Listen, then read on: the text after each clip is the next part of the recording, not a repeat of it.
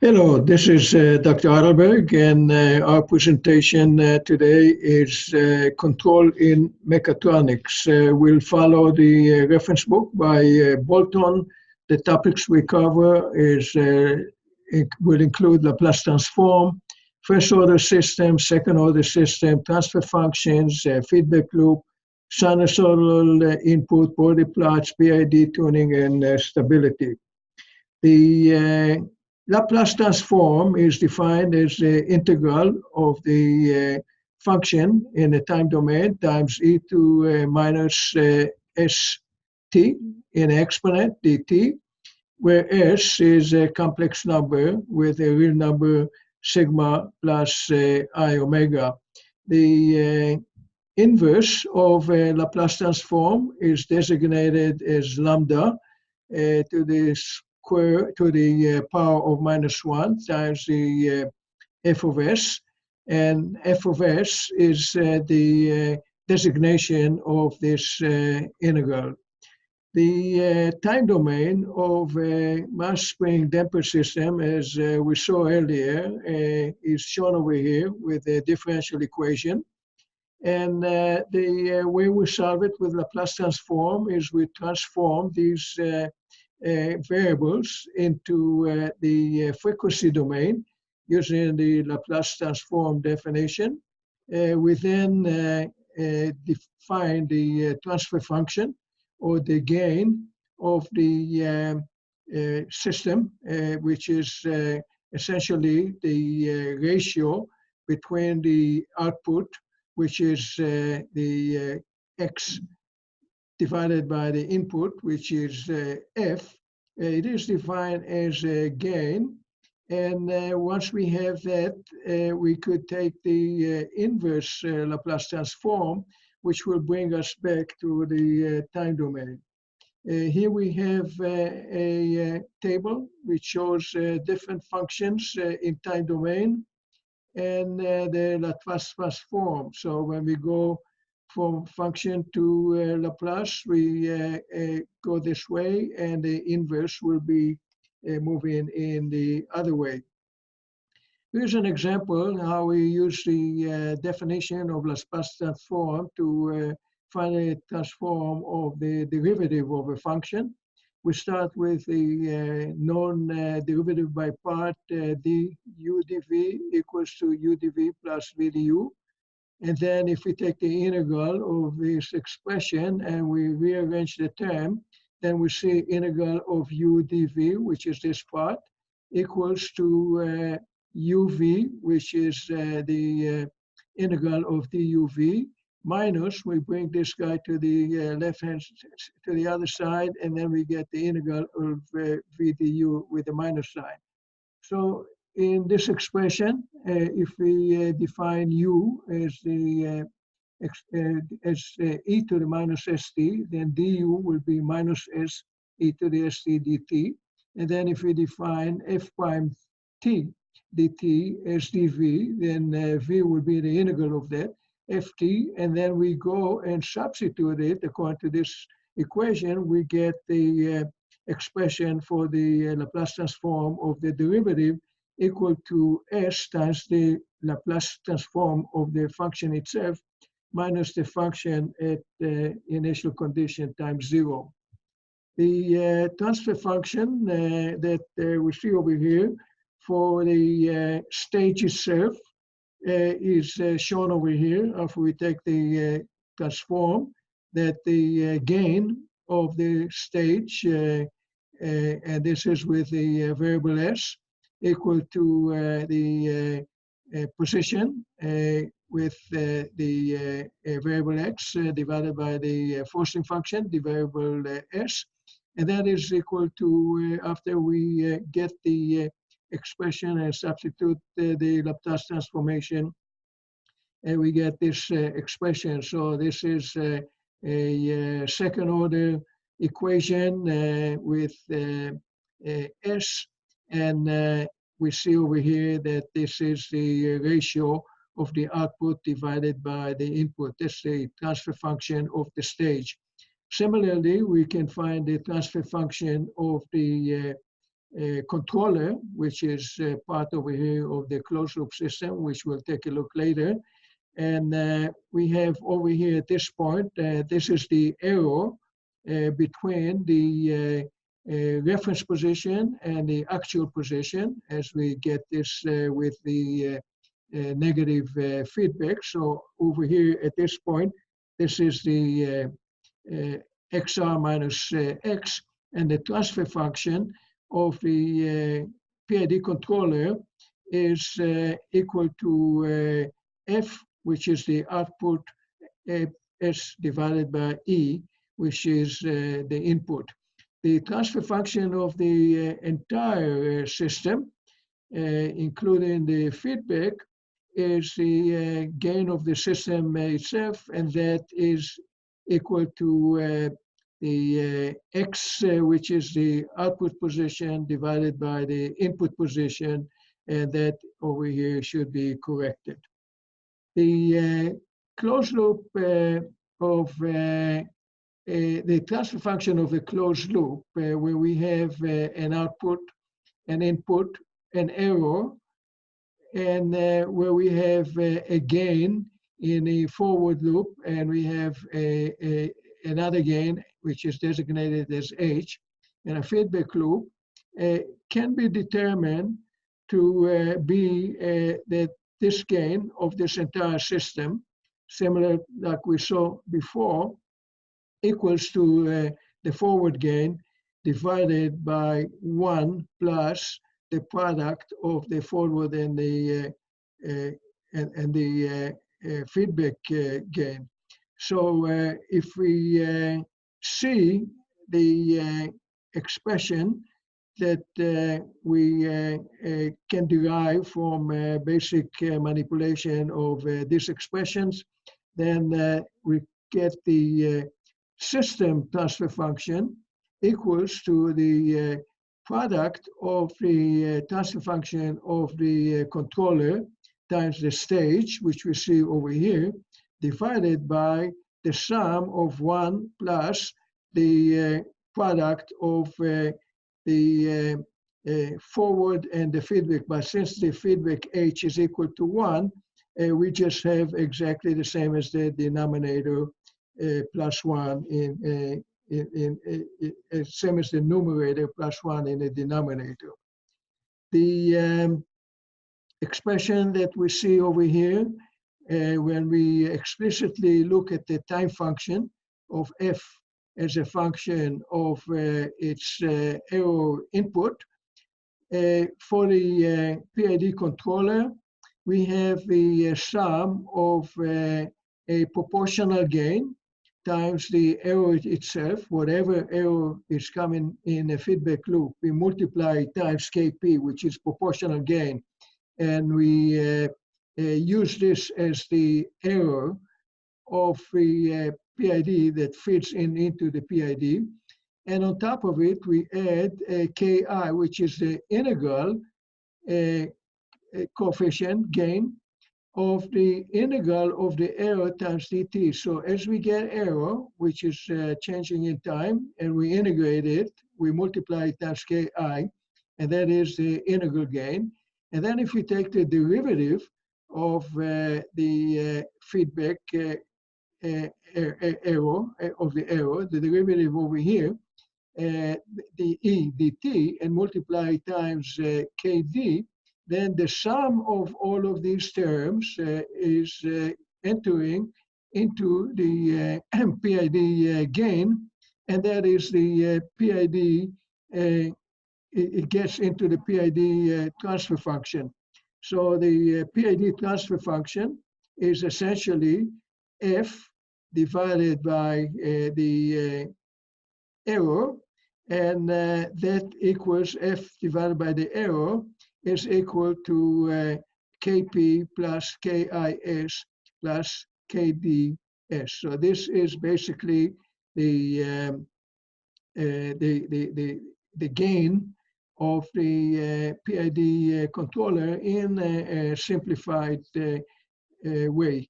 You notice the derivative of a function is basically S times the expression of the function itself. So we look at the integral. The integral of a function is the expression divided by s. The PID controller frequency response of the whole system can be solved with Simulink. Here's an example how we could, for example, take the transfer function of the stage that we saw over here with the force. We let the force, for example, be equal to 100 newtons.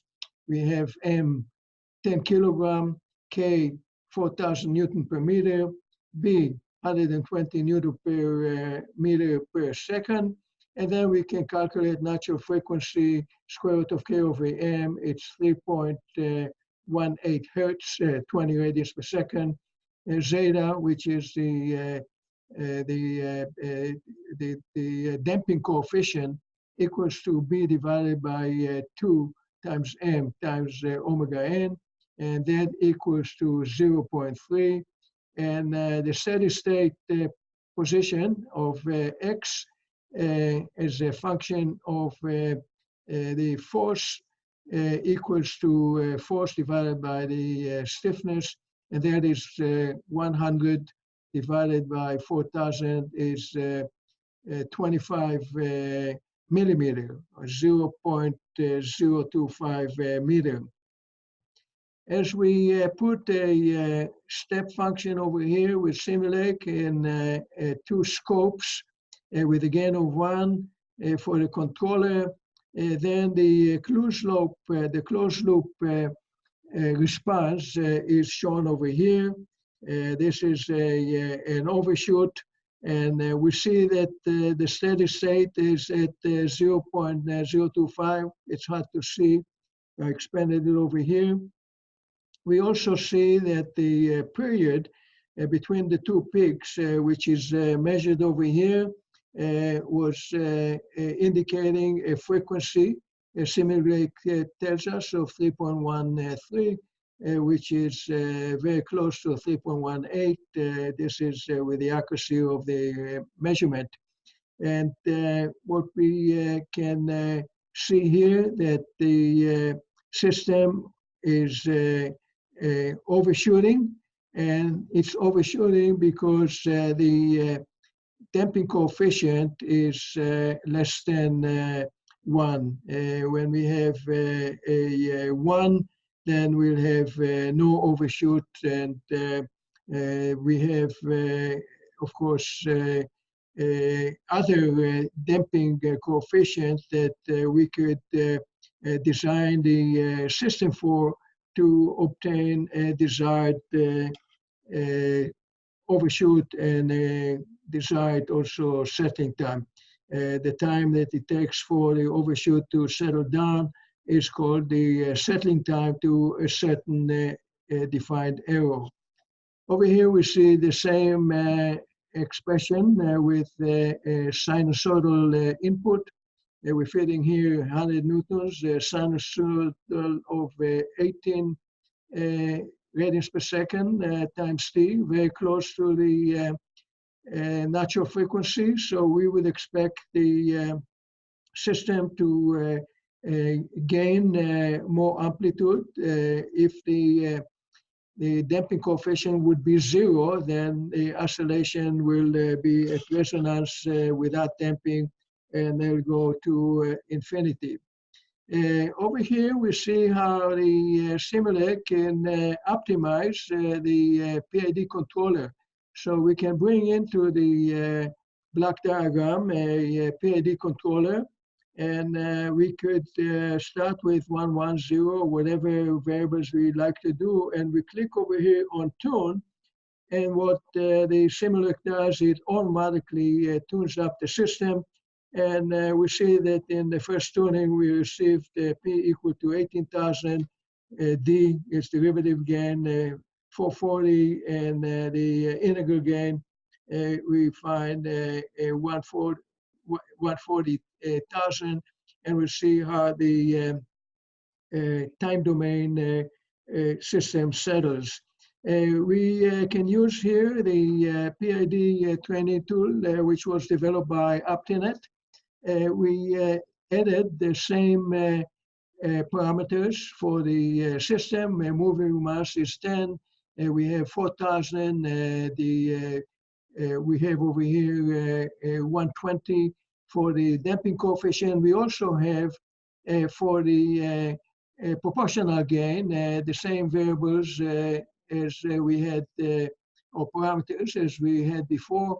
18,440 for the derivative gain, 140,000 for the integral gain, and then we have one over here that we click over here, the run, and we get the time domain very similar to what we saw with Simulink. We will use this tool to study the frequency response and the of the both the plant and the controller, as well as the open and closed loop system. Over here we see the plant frequency response. What it does is when we apply a sinusoidal function to the forcing function over here F, and we look at the result of the output, which is X, we also get a sine wave with the same frequency, but there is a gain, as we see over here, and the gain is the ratio of the amplitude. This is the input amplitude, and this is the output amplitude.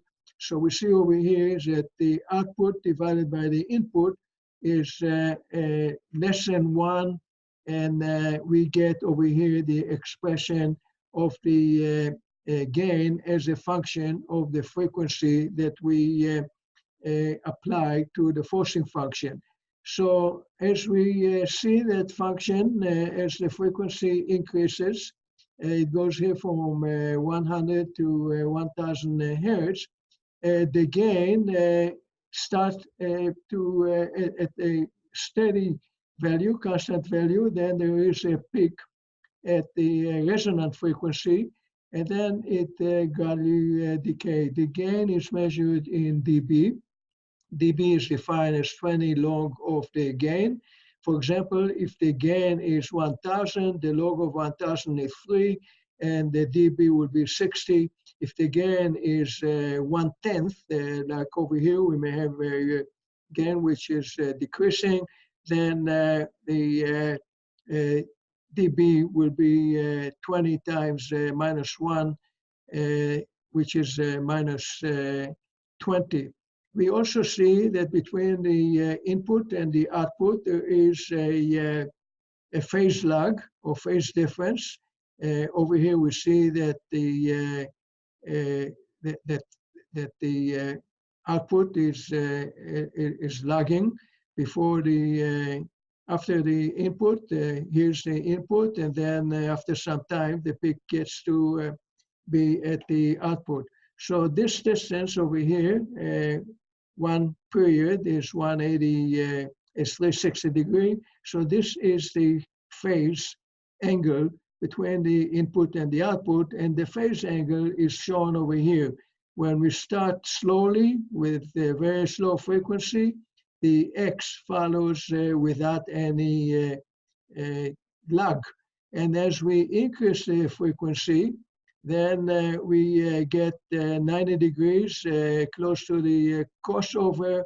And as we increase the frequency very high, then the phase is becoming 180 degrees, minus 180 degrees. So the output is lagging half a cycle. Now the controller frequency response, the PID frequency response, is the ratio between the forcing function of the stage and the error that gets into the PID is shown over here as a trough. This acts like a filter of the resonance that we saw earlier that tries to increase the amplitude. The PID will try to decrease it exactly at the frequency that we designed the PID for. So what we're seeing here is that the integral gain is acting like a low-pass filter. It allows frequencies which are low frequencies to have a gain, but it attenuates high frequency.